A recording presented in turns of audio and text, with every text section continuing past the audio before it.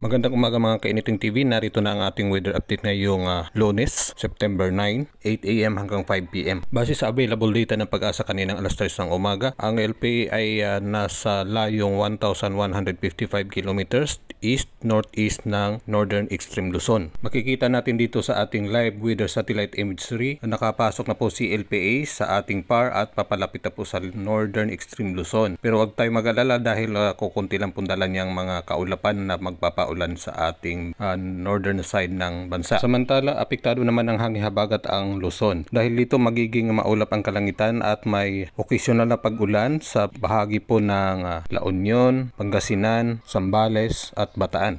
Maulap naman ang kalangitan at may kalat-kalat na pag-ulan, pagkulog at pagkidlat sa Abra, Apayao, Ilocos Norte, Cagayan Valley, Central Luzon, Cavite at natitirang bahagi ng Cordillera. Maganda naman ang panahon sa natitirang bahagi ng bansa.